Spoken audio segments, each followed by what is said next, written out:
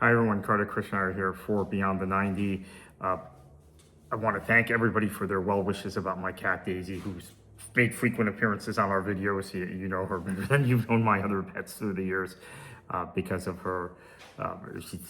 She's attached to me, so she seems to always want to make appearances on the videos or the podcast. She's doing better. We went for a second opinion the day after I recorded the video on the Open Cup. She is doing better because the second opinion gave us a treatment option, which we didn't have with the first opinion. It wasn't that the prognosis was any different. It was that there was a different treatment option available for her. So now her kidneys seem to be recovering. She's still far from being out of the woods, but she's definitely doing better. So I want to thank everybody for their well wishes. Now let's get to the point that I wanted to address today, which is I'm hearing from so many of you and seeing chatter on social media that because the players have not actually walked out to this point, that there obviously is not going to be a strike. And the assumption, and maybe this was the gamble that the union did by taking a strike vote, what is now 3 weeks ago, more than 3 weeks ago, and publicly releasing that, is that a lot of fans set the expectation that if the season started, and particularly if the season got now to week 3, where we are currently, then there would not be a work stoppage. I'm going to tell you that whether you agree with the tactic or not, and I'm not passing judgment one way or another on the tactic, the view among players is that they hold the leverage because they have conducted a vote. They have shown their resolve with the various demonstrations we've seen in USL championship matches and now also in US Open Cup matches this past week. And that there has not been sufficient progress, particularly on the licensing portion, which I keep talking about. The importance of licensing, the importance of NIL in this framework. Now, there is a misunderstanding. This is the best way I can put it. And I don't want to get too deep into this. I don't want to betray some of the confidences I have with people. But there is a misunderstanding from my assessment from talking to people on both sides of this labor dispute, a misunderstanding of the flow of rights when it comes to licensing. So I've been talking about the dollar amount this whole time. I now have come to the conclusion that it's deeper than that. And the reason why there's such a gap in the dollar amount being offered from management versus what the players want, what the union is asking for in bargaining, is because there is a misunderstanding. They're not talking about the same thing.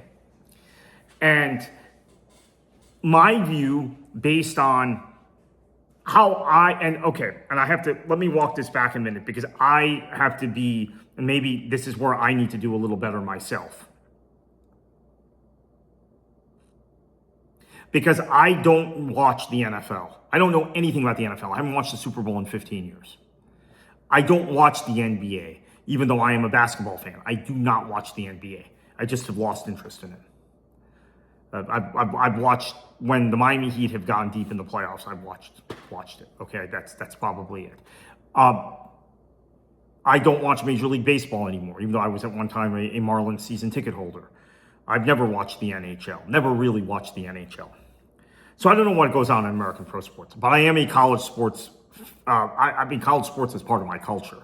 It's part of my DNA. So I'm really steeped in the culture and history of college football in the South in particular. I don't follow the Big Ten or anything, I'm not a college football fan. I'm an SEC fan. I'm not an SEC fan. I watch the SEC and I watch the ACC because Miami and Florida State are in the ACC. Went to the University of Florida, so was steeped in SEC football from that point, and actually already was kind of steeped in the culture of it. So I'm 40 years plus with college football, and college basketball is my favorite American sport. Believe it or not, I don't love the NCAA tournament.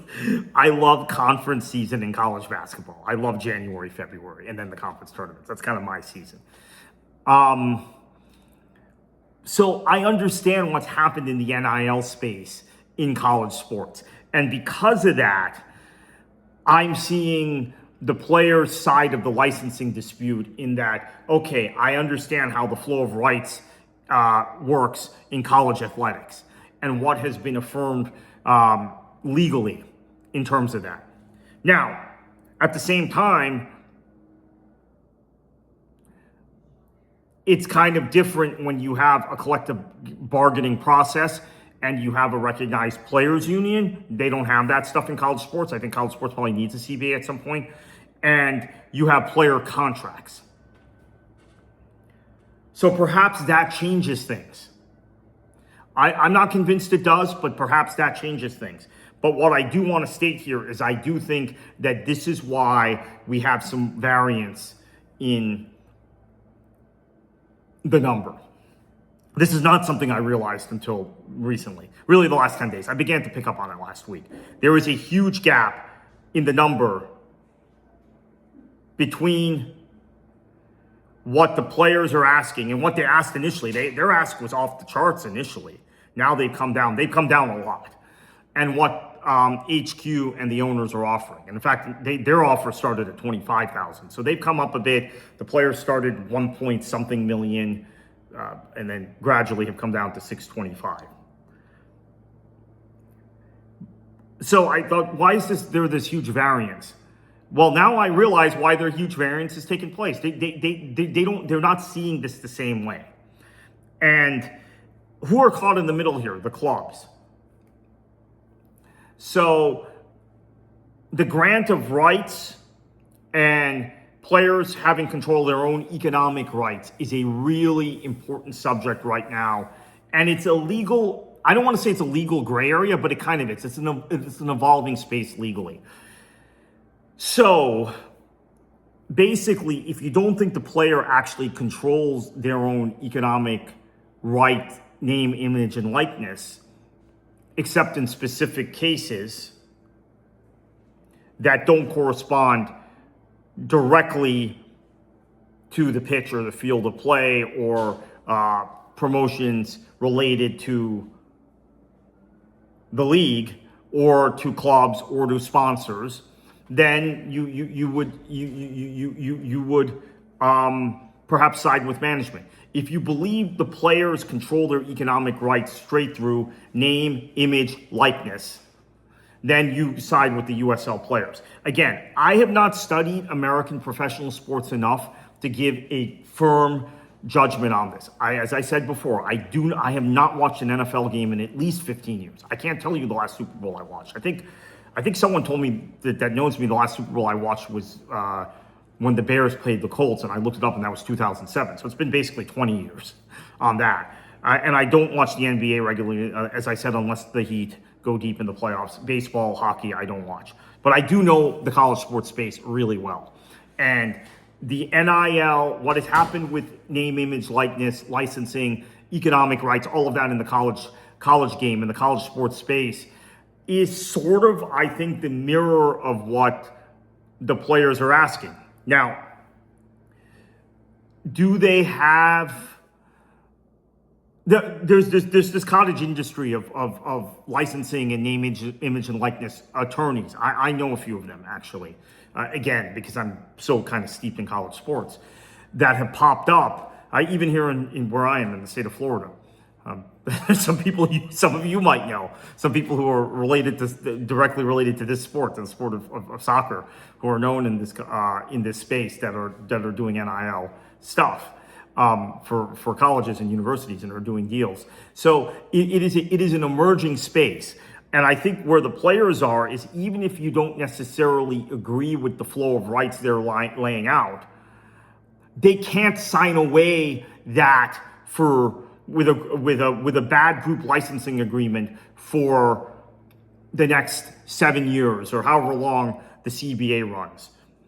So I have to tell you, and I'm going to conclude on this, thinking that a strike is not happening because we haven't had that work stoppage yet completely ignores the fact that the two parties are in completely different spaces in terms of licensing and what they think, where they think the flow of rights goes, how it flows, and who owns what economic rights.